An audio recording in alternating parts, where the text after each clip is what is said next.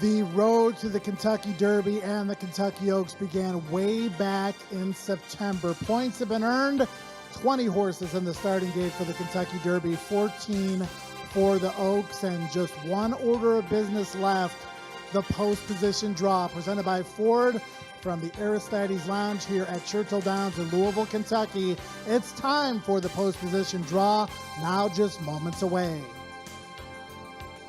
Joe Christovac and Scott Shapiro joining you. And Scott, if you earned your way in as a racehorse, owners, trainers, jockeys, everybody involved sitting behind us right now have to be proud. Yeah, congratulations to all the connections, and congratulations to Forte, who was atop the leaderboard through much of the way after the win in the Breeders' Cup Juvenile. And there you see the leaderboard, Joe, for the last time, 190 points to Forte, one of three top pledgers on the first page. Tapit Trice, Kings Barnes being the other two. You see Derma Sotogake representing Japan Disarm earned his way in with a third place finish in the Lexington as he sneaks into the field. Yeah, last minute deal for Disarm. That third place effort got him into the field. As we take a look at the last page, Reincarnate, Jace's Road likely to be prominent early. Skinner be coming from way out of it. Three on the outside looking in. Cyclone Mischief would be the first one to draw in if there is a defection. The Kentucky Oaks is coming up first, though, Scott.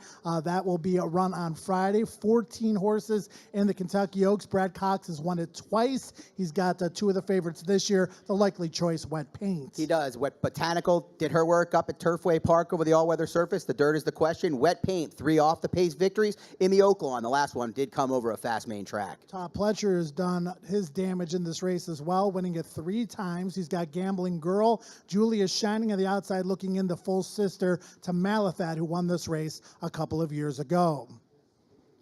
The draw for the Kentucky Derby will happen second. The Kentucky Oaks draw now just moments away, looking very, very forward to that. Third member of our team is Caitlin Free. She's going to tell us exactly how the draw is going to work. Caitlin, welcome. Thank you, Joe. Ladies first coming up here in the Kentucky Oaks, followed by the 149th Kentucky Derby. Pills will be pulled out of the pill bottle, and then the entries will be randomly drawn as well to form those post positions. 7 up in the Kentucky Oaks, take a break. 7 up once again to complete the draw. Then we will do the Kentucky Derby, 10 up, take a break, and then 10 to complete the draw, followed by the jockey assignments and the morning lines.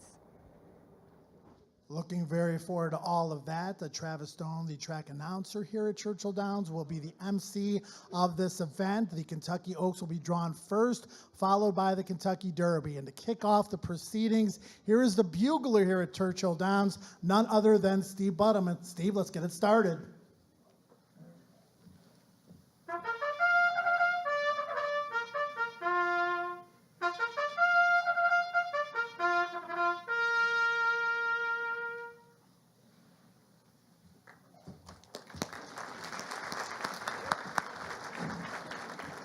Good morning, everyone. Welcome to Churchill Downs. Steve Buttleman's 28th year as a bugler here at Churchill Downs. Congratulations to him.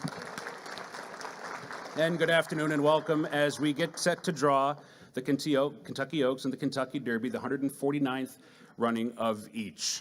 One of the most exciting moments of Derby Week as we lead up to the races this weekend. Joined on the stage by several individuals. I'll give you an intro to each of them. Mike Anderson, the president here of Churchill Downs. Barbara Borden, the Chief Steward for Kentucky. Neil Curtis, Senior Counsel for Churchill Downs Incorporated. Joe Quinn, Senior Counsel for Churchill Downs Incorporated. And conducting the draw at the table to my left, your right, is Ben Huffman, the Vice President of Racing for Churchill Downs, and Dan Bork, the Assistant Racing Secretary and Stakes Coordinator for Churchill Downs. They will draw both races today. We'll start with the Oaks. We'll draw 7, take a break, and draw the next 7 for the Oaks first, and then we'll do the Derby after that. So with no further ado, gentlemen, let's do it. Okay, Dan, put in 14. We do have 3 also eligibles in the Kentucky Oaks and overfilled. Also eligible 15 is going to be taxed with Rafael Bejarano. Also eligible 16 is Julia Shining with Luis Saez. Also eligible 17 is Hoosier Philly, Edgar Morales. Here we go, Kentucky Oaks. Number 5. 5 is Wonder Wheel, Joel Rosario. Number 5, Wonder Wheel, last year's champion filly, Had a bit of a clunker in the Ashland, to which Mark Cassidy said he was dumbfounded she didn't run better and just said it wasn't her day, but she's been training very well since. Wonder Wheel's also 2 for 2 here at Churchill. She won her maiden race here last year, number 5, Wonder Wheel.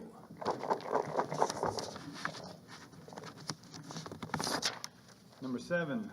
7 is Wet Paint, Flavian Pratt. Number 7, Wet Paint, lost her debut on turf by more than 7 lengths last year, so it's kind of hard to imagine her being one of the favorites for this year's Oaks, but since then she's done very little wrong with 4 wins from 5 starts. She likes to come from off the pace, and jockey Flavian Pratt said when riding horses like this, he likes to sense the pace, identify the primary competition, and get a feel for how much horse he has left before making his move, which he will do on number 7, Wet Paint.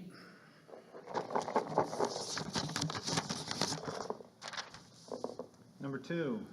2, The Alley's Look, Javier Castellano.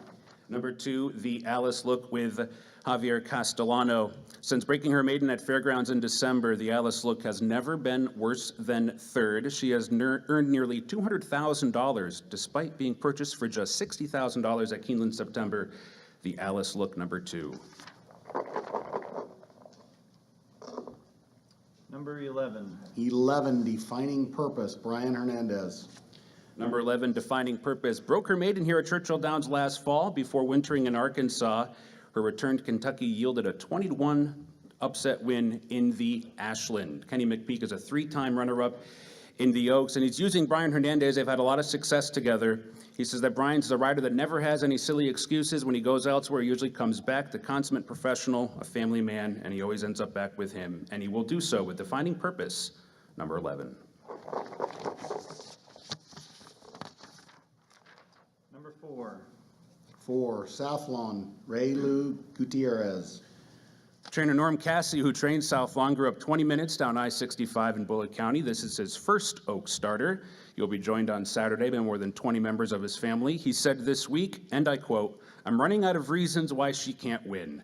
South Lawn's owner, Robert Masterson, also campaigned champion turf mare, Tepin. That's South Lawn, number 4. Number 14. 14, Pretty Mischievous, Tyler Gaffleone. Number 14, Pretty Mischievous, will be wearing blinkers for the Oaks. Make note of that. The divisional leader for much of the spring until a disappointing runner-up finish last time out to Oaks rival South Lawn.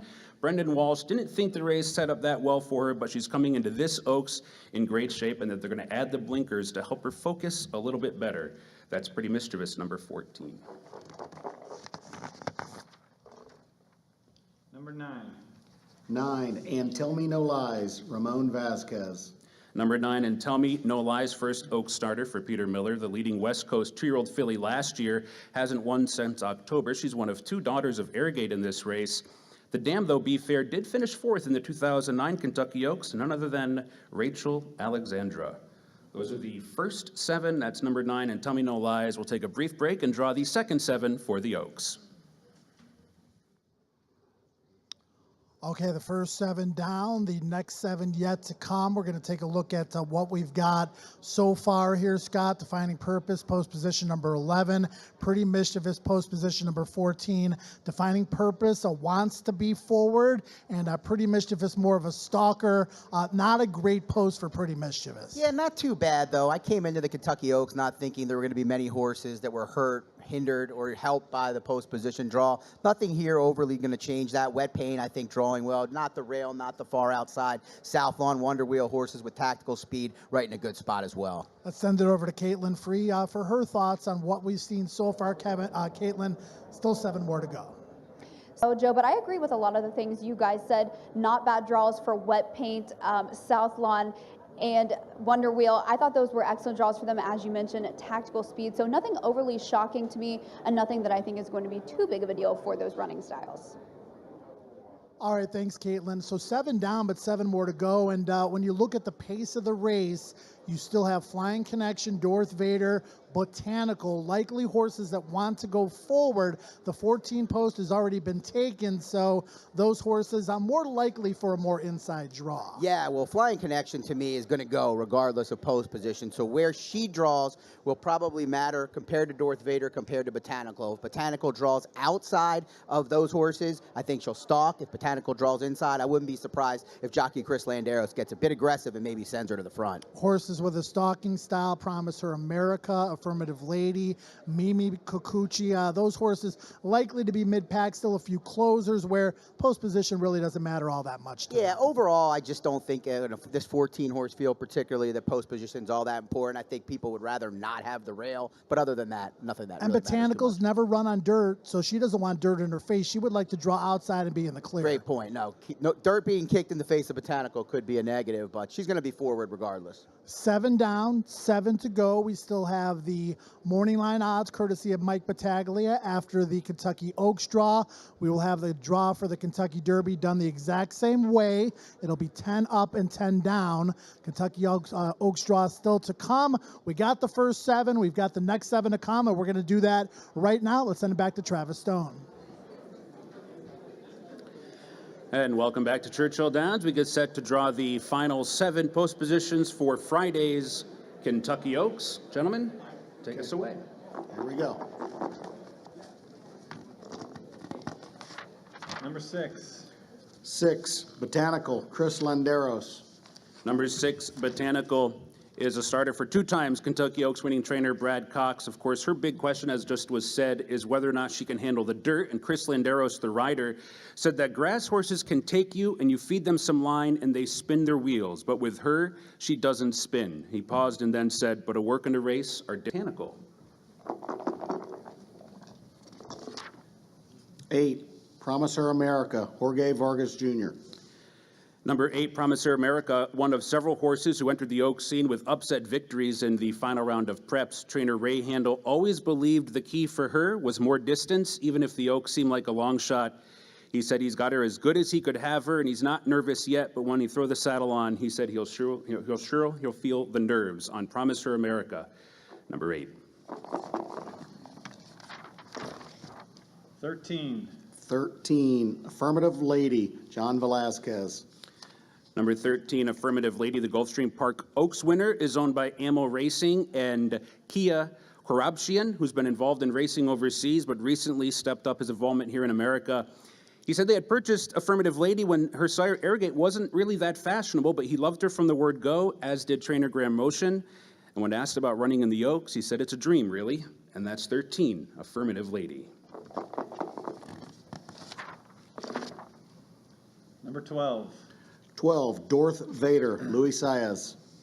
Darth Vader is trained by Florida-based Michael Yates and is also owned by John Ropes of Florida, who has, he was telling me that he has a significant other of 7 years who sort of mentioned that, you know, you name all these horses after all your other family members, what about me? And so he said, all right. And so they decided on something to do with, obviously, Dorothy, which is her name, and they settled on Darth Vader. And he said the next to come, the sibling of this horse, is going to follow the Star Wars theme. So Darth Vader in the Kentucky Oaks as post number 12.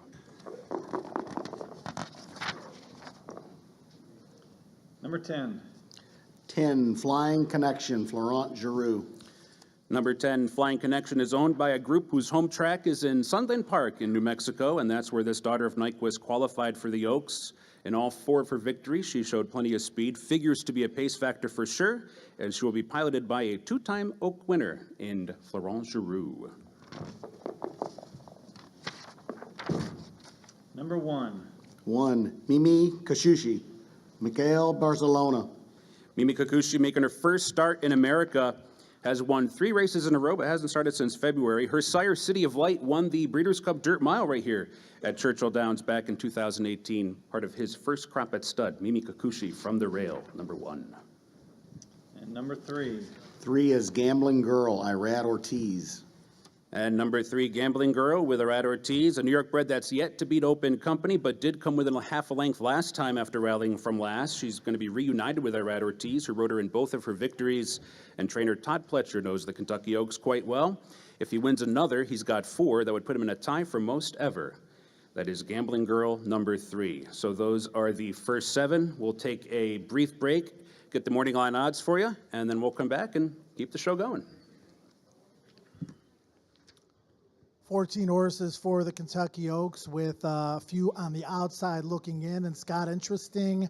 4 horses we think are going to want to go forward. 3 of them with outside posts. Flying Connection in the 10, Defining Purpose with 11, Darth Vader in 12. Yeah, with 1, 3, and 10 left, Flying Connection drawing the inside would have been a no-brainer. She would have been on the lead. But with Botanical drawn inside the other speeds, it'll be interesting to see how Chris Landeros handles things. You mentioned Dirt being kicked in the face. That won't be ideal. She might get sent pretty aggressively. Yeah, no doubt about it, because there's 5 or 6 horses that like to stalk the pace. Pretty Mischievous, Wonder Wheel, Southlawn, the Alice Look, Affirmative Lady, Promiser America, Mimi Kikuchi. They all have similar styles. It's going to be interesting to see how that second flight sorts itself out in and out of that first turn. No, you make a great point with Southlawn, the Alice Look, and Wonder Wheel being inside the speeds, not outside. They'll hopefully try to relax inside, but that might be easier said than done. It's pretty much a done deal that Wet Paint's going to be the morning line favorite. We'll get that from Mike Battaglia momentarily. Let's send her over to Caitlin Free for her thoughts on the draw. Caitlin? Definitely thought it was interesting as well with Botanical drawing post position number 6, Chris Landeros. He's going to have to be pretty aggressive out of there. Doesn't have many options, but she is drawn on either side to horses that are going to kind of be more mid-pack to closer type of horses. So she's going to have a little bit maybe to work with there. Didn't really think there was anybody that was necessarily a loser for the draw. I didn't think there was anything that was totally detrimental to anyone. But except for the Kentucky Derby, this race not as much of a big deal with the post positions. This is just kind of run like more of a normal style race. Well, thanks, Caitlin. Wet Paint, the likely morning line favorite, we'll find out momentarily. Who do you think the second choice is going to be? You're going to have a lot of horses in that 5, 6, 8 to 1 range, I would guess. I think Botanical or Wonder Wheel, perhaps. Wonder Wheel with the big name, the 2-year-old champ. Botanical, a lot of 1s in front of her name recently. The dirt is the question, but other than that, she's been really, really good. No doubt about it. There you see the field of 14. Again, a few horses on the outside looking in, a trio. In fact, were there to be a defection. Next up, the morning line odds with a longtime morning line odds maker Mike Battaglia. Then we're going to have the draw for the Kentucky Derby. We're going to do it the same way, 10 for the Derby, followed by the final 10. But right now, it's time to reveal the morning line odds for the Kentucky Oaks. And welcome back, everyone, to Churchill Downs for the reading of the morning line odds for the Oaks. Just a couple of housekeeping notes. Note that jockey Luis Saez, his first preference for the Oaks will be Julia Shining, who's also eligible number 16. So Luis Saez's first preference is Julia Shining. Second preference will be Darth Vader. And here are the morning line odds for this year's Kentucky Oaks. And I'll read them in alphabetical order for those of us with draw sheets here in the room. And here we go. Affirmative Lady at 10 to 1. And Tell Me No Lies from post 9 is 15 to 1. Botanical number 6 is 4 to 1. Defining Purpose number 11, 12 to 1. Darth Vader number 12 at 20 to 1. Flying Connection number 10 is 15. As is number 3 Gambling Girl, 15 to 1. Number 1 Mimi Kikuchi, 20. 14 Pretty Mischievous, 10 to 1. Number 8, Promiser America, 30 to 1. Number 4, Southlawn, 8 to 1. Number 2, The Alice Look, 15 to 1. The morning line favorite, number 7, Wet Paint at 5 to 2. Number 5, Wonder Wheel, 12 to 1. 15, Taxed at 20. 16, Julia Shining at 15 to 1. And number 17, Hoosier Philly at 30 to 1. So once again, Wet Paint, number 7, the morning line favorite for the Kentucky Oaks at 5 to 2. Take a brief break, send it back over to Joe and Shap as we get situated with the cards and the pills to draw the Kentucky Derby up next. Be right back. All right, Scott, so we got our answer on the morning line odds there. Botanical, the second choice at 4 to 1. No surprise to see Wet Paint 5-2 morning line favorite. Brad Cox with the top pair. Top pair, Botanical 4-1. Pretty aggressive there from odds maker Mike Battaglia, but probably the right second choice. Was a little bit surprised he made Wonder Wheel as high as he did. Now, she hasn't been in good form as a 3-year-old, particularly the last race in the Ashland, but she has name power. She's got those Grade 1 wins last year. But otherwise, no big surprise. South Lawn at 8-1. Pretty Mischievous 10-1. Affirmative Lady, I'm not sure will be 10-1. Might be a little bit higher. Yeah, and you've got horses at square prices, like we mentioned, that have a big chance. I mean, Pretty Mischievous was awesome. You know, Louisiana has been a hotbed for these Kentucky Oaks winners for the last several years. She did lose to South Lawn in the Fairgrounds Oaks, so those two horses at 8-10-1 in that price range would be inviting. But from post position number 14, Pretty Mischievous is going to have to try to work a trip. Defining Purpose from post position number 11, also, as we mentioned earlier, wants to go forward. But we do have the post positions, we do have the odds, so now we can really dig into how we feel the pace scenario is going to shake out. Without question. At least Pretty Mischievous has Tyler Gaffleone, who knows how to navigate things here under the Twin Spires at Churchill Downs. That outside draw will be challenging. Wonder Wheel, South Lawn, middle-priced horses, but Wet Paint, I thought might be 3-1, 5-2, a little bit aggressive. We're about a minute away from the Kentucky Derby draw. Let's get a quick thought from Caitlin Free. Caitlin? I'm with you guys. Really, the only thing that surprised me from the draw was Botanical up there at 4-1. I kind of envisioned her maybe up there at 5-1, 6-1. Not really that big of a difference, but definitely seems to be the one that will be second choice. Very much agree with Wet Paint being in there at 5-2. So really, I thought it was pretty spot on. The Kentucky draw, the Kentucky Oaks draw is over, Scott. You can feel the tension, you know, during that draw. It's growing even more so with the 20-horse field in the Derby. Yeah, 20-horse field, biggest race in the world, the Kentucky Derby. Post positions matter a little more. Everybody's waiting for sure. He kicked us off for the Kentucky Oaks draw. He's going to do it again momentarily. Steve Buttleman. Travis Stone will continue the proceedings with Ben Hoffman and Dan Bork. The time has come for the post position draw for the 149th running of the Kentucky Derby. Once again, here's Steve Buttleman.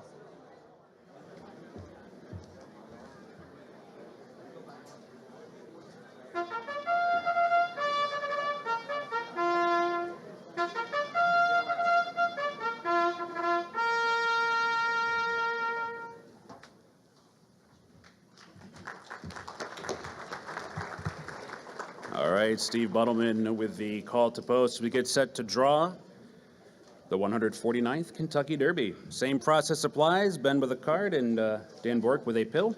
And we will do the first 10, take a brief break, and do the second 10 after that for the Kentucky Derby. A couple of quick housekeeping notes. Rocket Can, Sun Thunder, both with blinkers on for the Kentucky Derby. And Ben has a few also eligibles as well. Okay, the Kentucky Derby, we had 23 enter this morning, so there's going to be 20 runners with 3 also eligibles.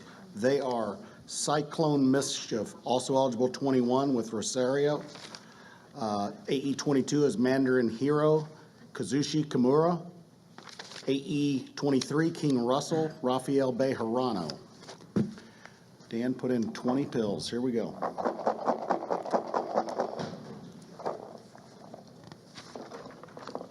Number 15. 15, Forte, Irad Ortiz. Well, there we go. A little drama right out of the way. Forte.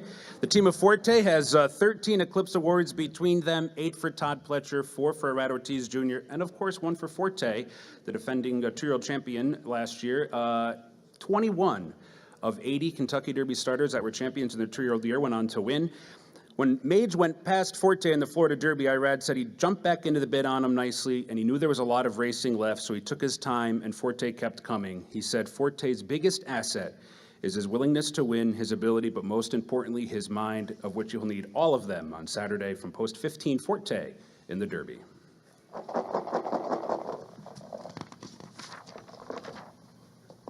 Number 18. 18, Rocket Can, Junior Alvarado. Rocket Can broke his maiden on our Stars of Tomorrow card right here at Churchill Downs before running second later in the meet to fellow Derby rival Confidence Game. After winning the Holy Boat earlier this year, he ascended up the ranks quickly, tailed off a little bit lately. Bill Mott hopes the addition of blinkers will tighten Rocket Can up for the Derby post 18. Number 2. 2, verifying Tyler Gaffalione. Verifying post number 2, the son of Triple Crown winner Justify is also a half-to champion Midnight Bizu.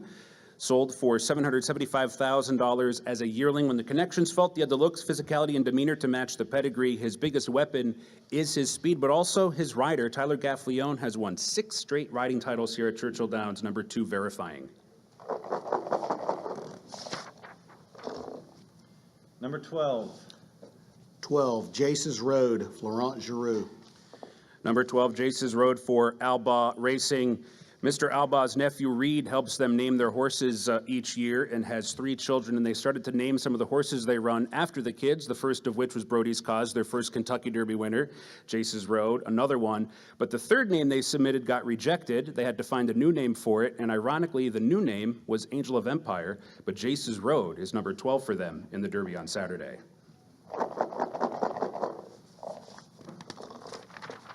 Number 8. 8, Mage, Javier Castellano. Mage, which also means magician or wizard, was named after his sire Good Magic and his Good Magic's dam Glinda the Good from The Wizard of Oz. Mage's eye-catching far turn move in the Florida Derby wasn't quite enough to beat Forte, but it was only his 3rd career start. Gustavo Delgado has 3 Derby starters to his name, and it'll be the 16th for Javier Castellano on Mage, number 8. 17. 17, Derma Sotogake, Christophe Lemaire.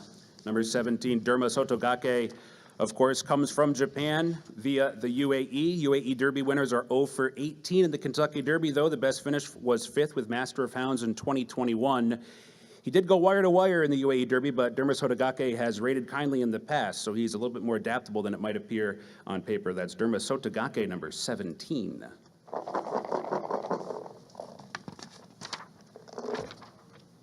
Number 16. 16 is Raise Kane, Gerardo Corrales. Number 16, Raise Kane, burst on the scene with his 7+ length Gotham score earlier this year, where he came from 11th of 14th that day. Keeneland-based Ben Colebrook's first Kentucky Derby starter. He settled his first horse in November 2012. The jockey, Gerardo Corrales, recently finished 2nd in one of the stronger Turfway Park meetings to date. That is Raise Kane.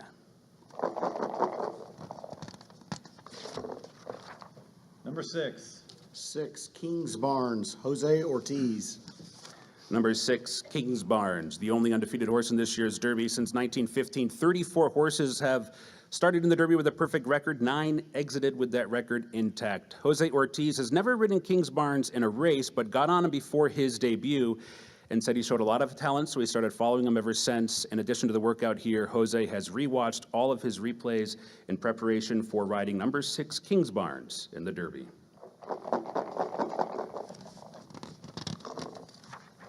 Number 14. 14, Angel of Empire, Flavian Pratt. Number 14, Angel of Empire, figures to be the shortest price of the Brad Cox Quartet in this year's Derby. Turned a lot of heads with a big gallop out in his workout here the other day. He likes to finish his races from off the pace as well. Flavian said the Derby seems open, with a lot of horses having similar running styles, so he believes to start is going to be really important, and for him, that'll happen in post 14, Angel of Empire.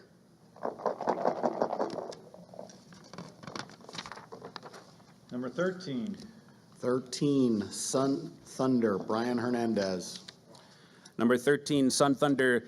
Trainer Kenny McPeak is adding blinkers in hopes of finding an added dimension for Sun Thunder, who he says has done well despite some paceless races and not so great trips.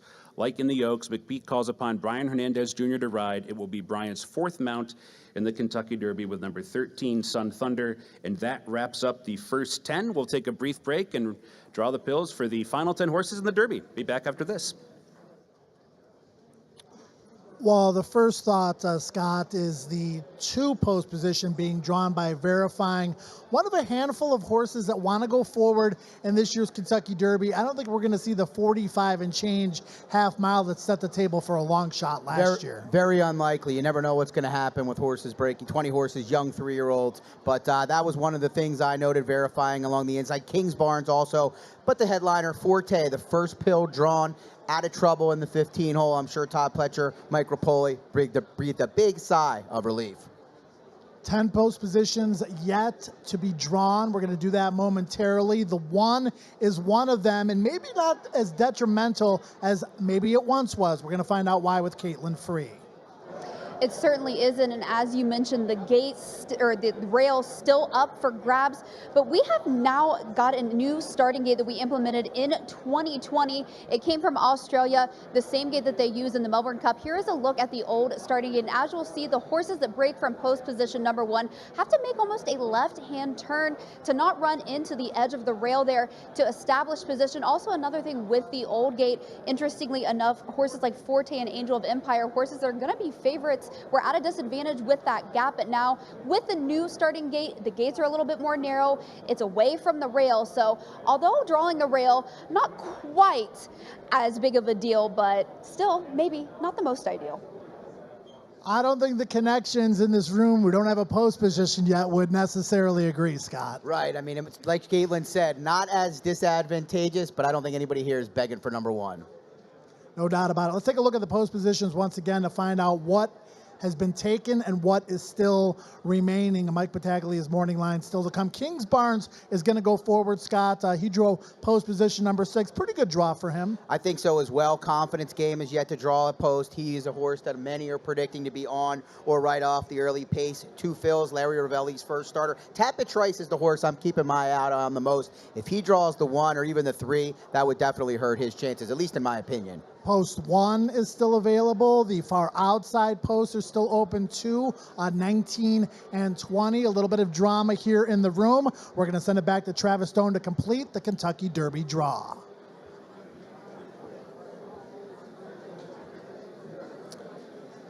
And welcome back to Churchill Downs as we get set to draw the final 10 post positions for the Derby. Just 10 to go.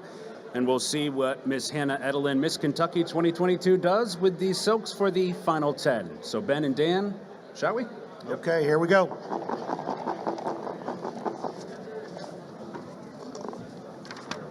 Number 19. 19 is Lord Miles, Paco Lopez. Post position 19 for Lord Miles, a homebred for Vegso Racing, and trainer Safi Joseph Jr., who always felt that this horse had some ability, but only seemed to run in spots. He felt that the Tampa Bay Derby, though, was a, quote, sneaky good race. And after that, they decided to take one more shot at some points. Points they got, and here they are. That is Lord Miles, number 19.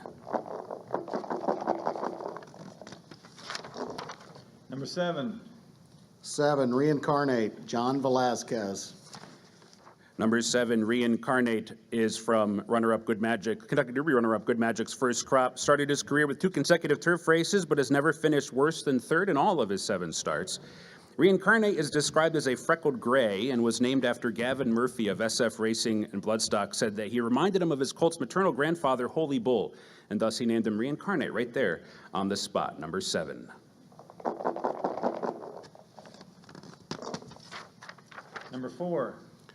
4, Confidence Game, James Graham. Number 4, Confidence Game. Winning Derby horses have averaged 31 days or so since their most recent start of the last 20 years. Confidence Game will be coming in off a 70-day layoff. Only one of 3 horses in this Derby, though, with a win at Churchill Downs, and like others, turned some heads here this morning, or this week with his morning training. He's also versatile. He can come from off the pace, but in the past, he's also shown some speed. So Confidence Game will break from post 4.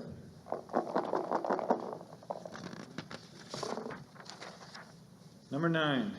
9, Skinner, Juan Hernandez. Number 9, Skinner's come from behind style is similar to that of Giacomo, who John Sheriff's trained back in 2005. Lee Searing and his wife's CRK Stable's 4th Derby starter. Skinner is named after one of Mr. Searing's best salesmen, 86-year-old Don Skinner, who will be here this weekend for the 149th Derby. Congratulations to him. Skinner, number 9. Number 3. 3, 2 Fills, Jareth Loveberry. 2 fills, number 3. It's the Derby debut for all of the connections, including jockey Jareth Loveberry, who said he is, and I quote, 90% excited, 7% let's get it over with, 2% nervous, and 1% am I allowed to turn my phone off. He added 2 fills can be a bit quirky, but is also very responsive, and they've really learned each other, which could come in handy in Saturday's Kentucky Derby. 2 fills, number 3. Number 1. Number 1, Hit Show, Manny Franco. Number 1, Hit Show, will go unfavored for the first time in his career. Despite a 3-for-5 record, he narrowly lost the Wood Memorial, much like Funnyside did. It was the last to come from the Wood to win the Kentucky Derby. Manny said he has faith in his horse, and when the gates open, he will let him go where he wants, depending on the pace. That is Hit Show, number 1. Number 5. 5, Tappet Trice, Luis Saez. Number 5, Tappet Trice, the most expensive horse in this Derby with a price tag of $1.3 million when he was sold at Keeneland in September. He showed more positional speed in his Bluegrass win than his win in the Tampa Bay Derby, where he frankly looked like a long shot on the far turn. Jockey Luis Saez, who will ride Tappet Trice, will also stick around and ride the entire meet here at Churchill Downs this spring. That's number 5, Tappet Trice. Number 20. 20, Continuar, Ryosi Sakai. Number 20, Continuar.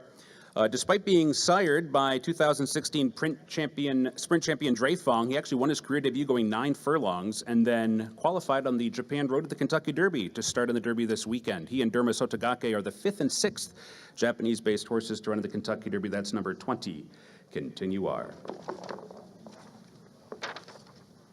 Number 11. 11 is Disarm, Joel Rosario. Disarm comes from the same team that was runner-up last year with Epicenter. Both of his runner-up finishes this year, though, have been against the flow of the race, as the winners in both went wire to wire. He needed the points last time and got them in the Lexington, where starters are 3 for 38 in the Derby. Charismatic won it, though, back in 1999. Number 10. 10, Practical Move, Ramon Vasquez. Never worse than 3rd in 7 starts. Practical Move brings a 3-race win streak to Kentucky. His prior Practical Joke, known more as a sprint or middle distance horse, but he did finish 5th in the Derby despite breaking from post 19. Trainer Tim Yakteen said both sets of his owners are good sports, and he simply wants to win the Derby for both of them and his stable. He'll get his chance from post number 10 with Practical Move, one of his 2 entrants in Saturday's Derby. That is the 20. We'll send it back to Joe and Shap and Caitlin as we gather in the morning line odds. We'll be back in a moment to report those to you, so sit tight and we'll be right back. Regardless of the pose positions, racing good fortune certainly comes into play out of the starting gate into that first turn, Scott. But you would think Jace's Road from post 12, Reincarnate from post 7 are going to go. Kings Barnes would love to lead, that first and a half flight, so to speak, verifying from the inside post position number 2. He's going to have to fight probably a little bit harder for position. Yeah, a lot of this potential speed horses are drawn towards the inside, verifying, confidence game, Kings Barnes, Reincarnate. You would expect all of them to have to be aggressive. Both Japanese horses, Joe, drawing to the far outside. I'm not sure how much their post will matter. Dermis Otagake, I don't know if they're going to send from all the way out there, but they are going to be a little bit aggressive. They'll need to get forward position. Let's send it over to Caitlin Freya for her thoughts on the post position draw. Caitlin, 20 of them. Now the real handicapping, the next stage of handicapping begins. It absolutely does. Going to talk about a couple of the bookend positions. Hit Show, I thought it was interesting that Manny Franco said he'll just let him go where he wants. So I would think that the rail as well with the new gate wouldn't be as detrimental. And then Continuar in post position number 20, much more of a closer horse that definitely wants a distance. So I don't believe post position number 20 is going to be all too detrimental to him at all. Otherwise, I thought everybody else, drew pretty fair. Thanks, Caitlin. Good post, I thought, for Practical Move and Disarm, 10 and 11. You're talking about kind of horses that want to be, mid-pack. Practical Move, a little bit better tactical speed. Confidence game, and Travis Stone said it, when his post position was drawn. He was close to the lead in some of those races at Fairgrounds, fast-paced races. His most recent win in the slop, he came from a little bit out of it. I'm not sure exactly where that horse is going to be placed in the race. Well, off a 10-week freshening, you would expect him maybe to be a little more keen. His works, he's been really impressive. I would expect an aggressive ride. Caitlin touched on Hit Show. He's been a little tough to relax in the mornings. I think that inside draw is probably not what they wanted for him. He's been impressive overall in his career. It will take a very impressive ride for Manny Franco to work out a trip from that mid-pack type. Not a great post for 2 fills down there. in the 3-hole. We'll see what kind of trip he works out from there. Okay, so we've got the 20 horses. No drama as far as it goes with the morning line favorite, with Forte being the public choice, and Mike Battaglia's as well. Let's get the rest of them.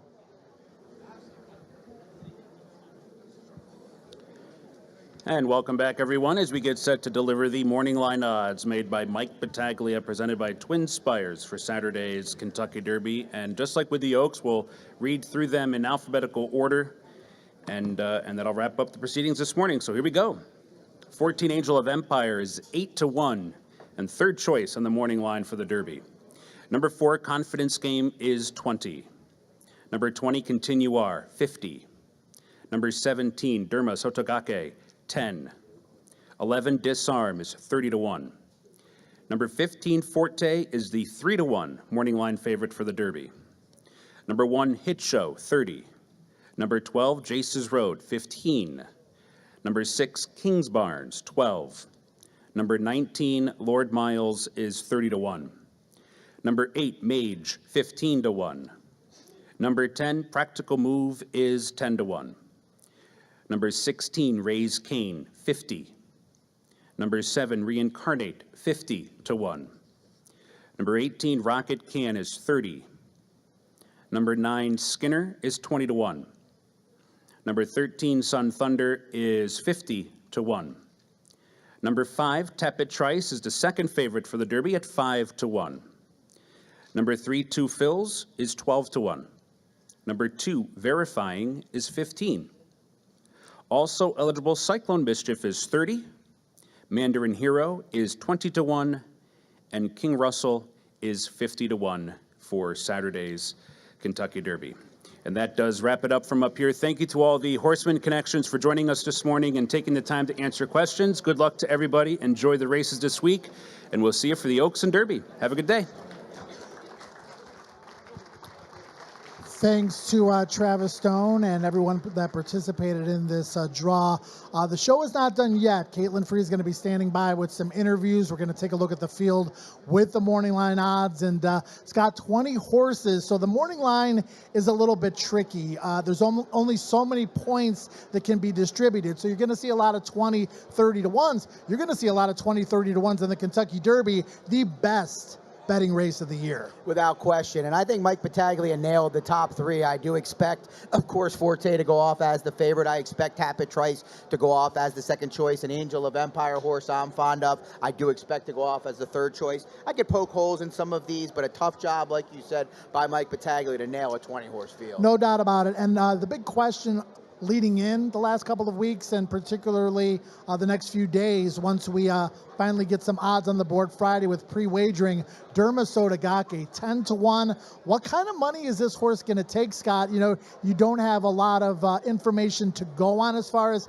handicapping. You've got replays, you've got some speed figures that are a little bit more difficult to find. It'll be interesting to see what kind of price he goes off at. Yeah, a couple weeks back, I thought Derma Sotogake had a real shot to be a clear third choice, maybe even second. The buzz wasn't quite as strong as it was on other horses over the last 14 or so days. I do think he'll take some support. 10-1, about what I would have made him as well. Standing by with Caitlin Free is Todd Pletcher. He's won the Kentucky Derby twice. He's never had a stronger hand coming in than he does this year.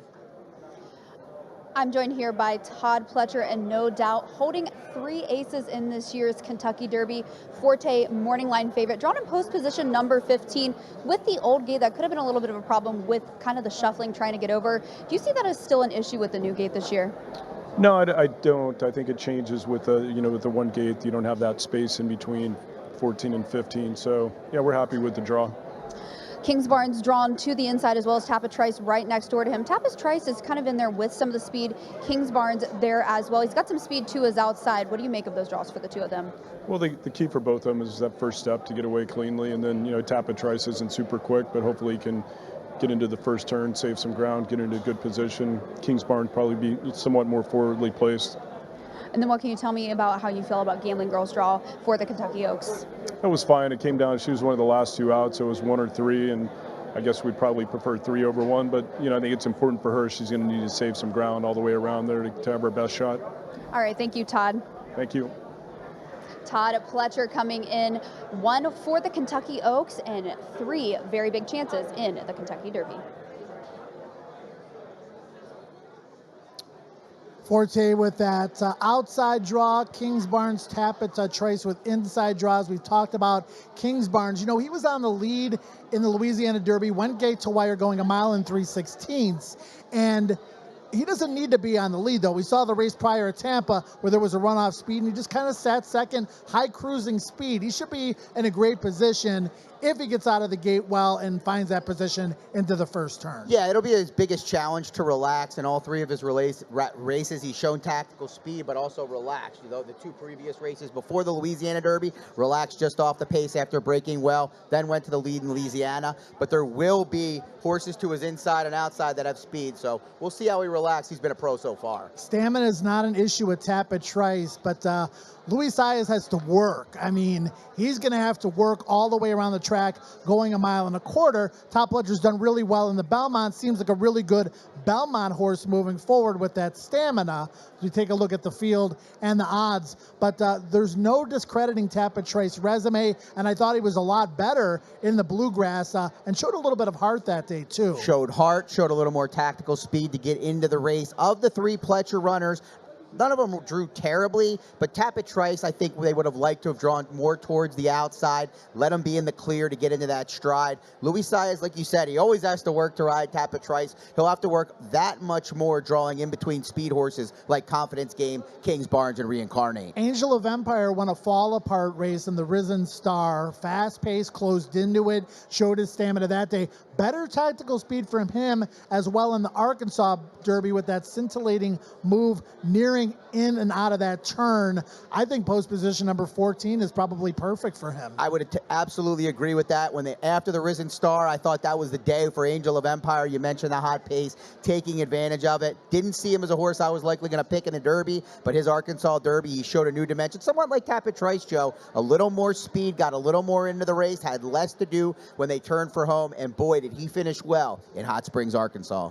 Derma Sotogake, post position number 17 at 10-1. Wire to wire in the UAE Derby, but he had an inside draw that night. There wasn't a lot of speed in that race. The rider took it to him. This horse in his previous races, more of a mid-pack stalker.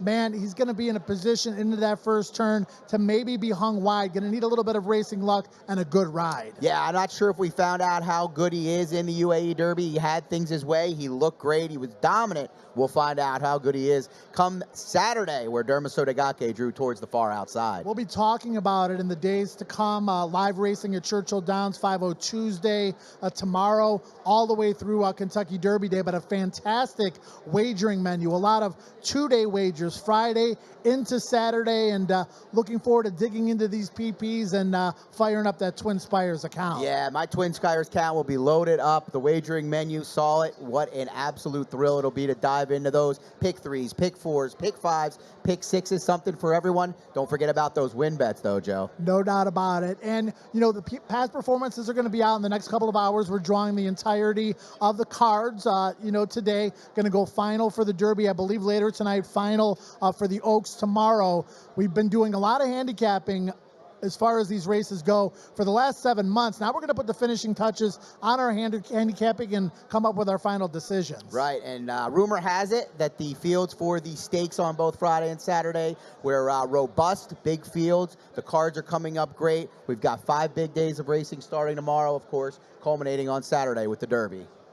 The Kentucky Derby on Saturday, the Oaks on Friday, and a lot of nerves in this building, finding out what the post positions will be. Trainers just want to get their horses at this point into the starting gate, and one of those about ready to embark on the biggest race of his career is trainer Norm Cassie, standing by with Caitlin.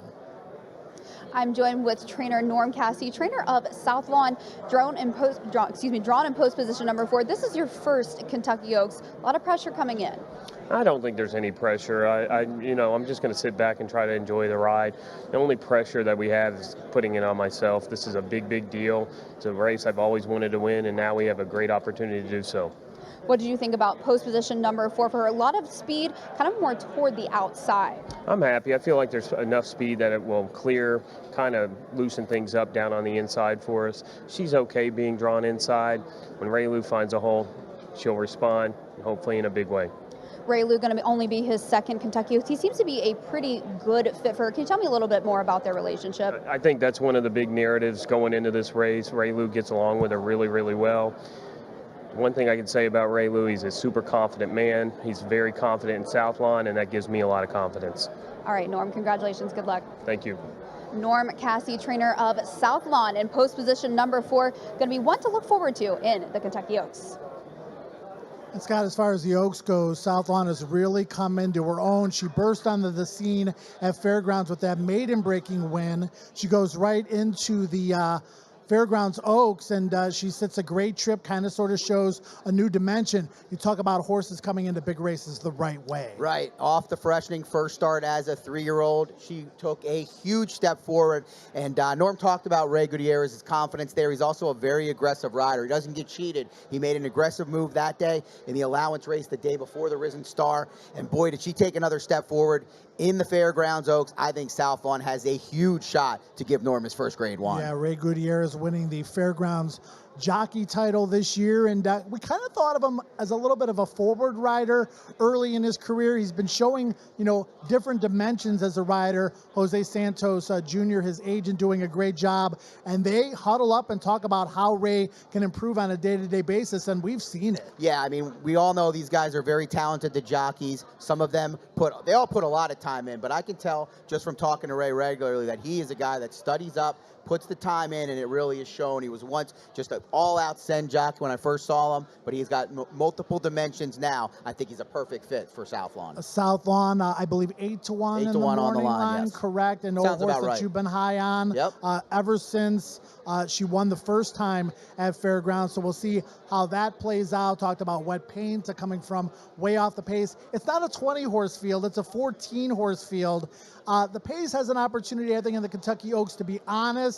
We've seen her prove herself over a fast track at Oaklawn. A little bit of skepticism going into that last race because she had won her previous 2 races on off tracks, but she proved herself in the fantasy. And she ran without Lasix as well. She ran on Lasix in the race prior to that, so that was a question as well. Now, she draws inside the speeds in that race, so we might see Ray work out somewhat of a similar trip as he did in the Fairgrounds race, where he makes an aggressive middle move. That wouldn't surprise me at all, knowing Ray, knowing the horse, but she is going to have to work out a trip. She won't be on the lead in this race. Sat that pocket kind of trip in the Fairgrounds Oaks. And moved early, yeah. Got first run on the closers and caught Pretty Mischievous maybe a little bit by surprise. So we'll see how that plays the Fairgrounds out. Oaks, yep.